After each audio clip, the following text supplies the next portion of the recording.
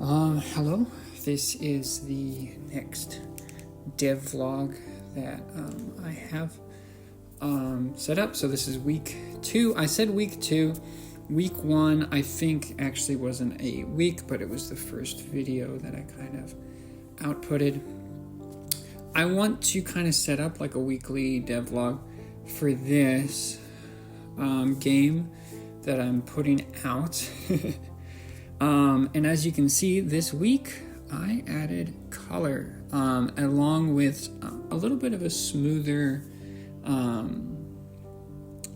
want to say displacement. That's the variable name that I use. But anyway, I added some Perlin noise so that, there's some hills, and those can turn into mountains or into plains. You can kind of change those up a bit, which I was pretty happy with how it turned out. I was really surprised at how much I got done this week because really, I did not have a lot of time. I literally spent maybe a few hours, and I added Perlin noise, which I completely changed how the world was created on the back end, which technically didn't do anything, but it was just a lot of work just to make things easier so that I could add Perlin noise. And I was really surprised that I added color. Like, I thought it was going to take weeks to add color because I don't have a whole lot of time, and I thought it was going to take a whole bunch of research. I'm excited that I got as much done as I did this week. As you can see, I threw in like rainbow colors just to kind of see like the smooth transitions between colors. That's probably what I thought was going to take the longest to do, because I really wanted like a smooth transition from one color to the next and not just like a really sharp cut off, because on the inside of this game, or on the planet, it's actually kind of set up the same way as Minecraft. It uses a popular algorithm called marching cubes, which are just voxels, which are just like blocks, but instead of just being, okay, there's a block or there isn't a block, there's like a smooth transition. So like if you have 0, like there's no block, and you have 1, 1 being that there is a block, 1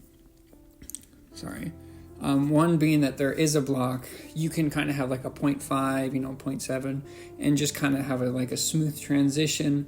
As you can still see, it's still kind of blocky, and it's still kind of blocking.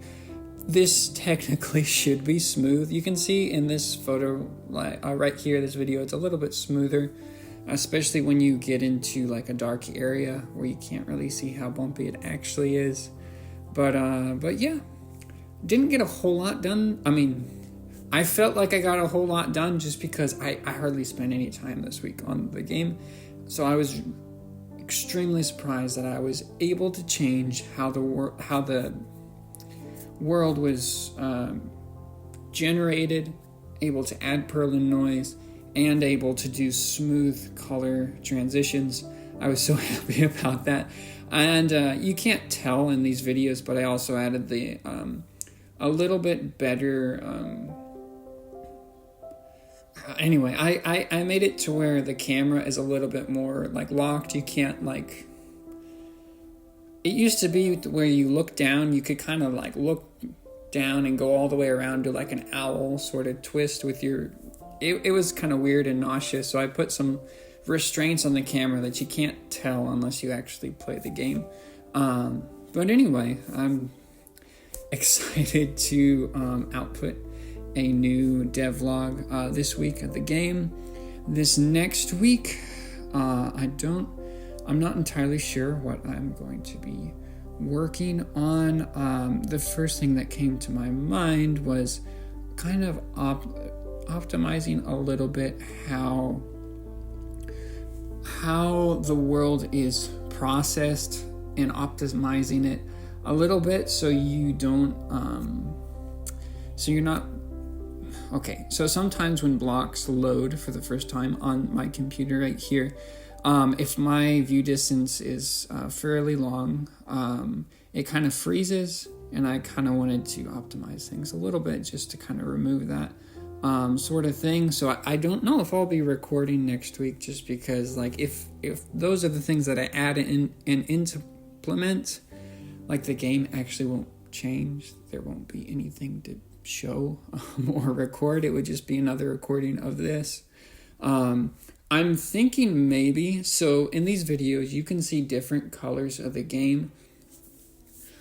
The world itself at the moment, just for these videos, I just kind of like put in one color, so there's not like there is a transition in between the colors, as you can see, but there aren't like biomes or anything. I just made the entire world like dirt, or made the entire world like grass or green, or made the entire world like rainbow, and then I just kind of, recorded each change. Maybe I'll add like a transition like in the world that there's actually like, somewhat of biomes, just so I can kind of test that out a little bit. I doubt what I make will actually come into the final game, but just so I can kind of see how that works mathematically in a globe, or mathematically or logically in a globe. I don't know why I'm explaining all this, but yeah, super excited and super happy actually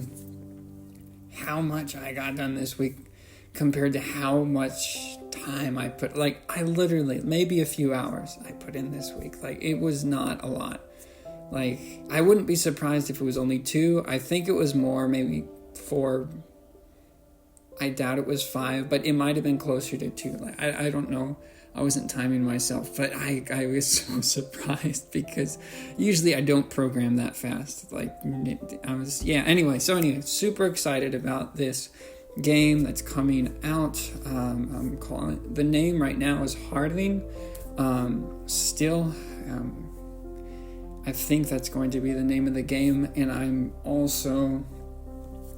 I've been thinking about the game a little bit, and I don't know if I'll add it on the vlog here, but I guess if I'm talking about it. Anyway, I remember an idea that I had of the same game that I had, but anyway, as you're going down levels, talking about plants, you can see that there's like these weeds or bad plants that kind of grew in the environment, or whatever you want to call it, like underneath in the abyss. Like, you have a level and you need to go find these weeds that are creating all. So there would be like a big like mother plant or whatever that you need to go and find and destroy, and it's like creating all this chaos in the world.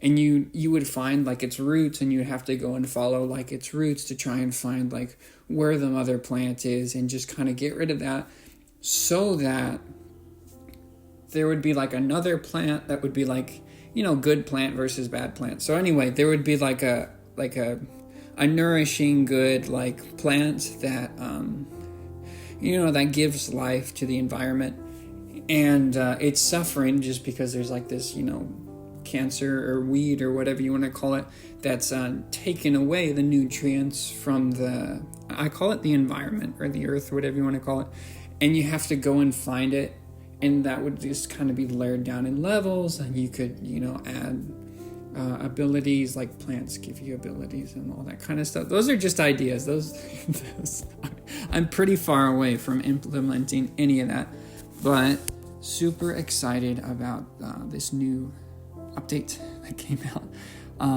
Hopefully you all enjoyed this video and just can feel the same excitement, that's the word, the same excitement that I have for creating this game. So hope you have a great day and you could enjoy this.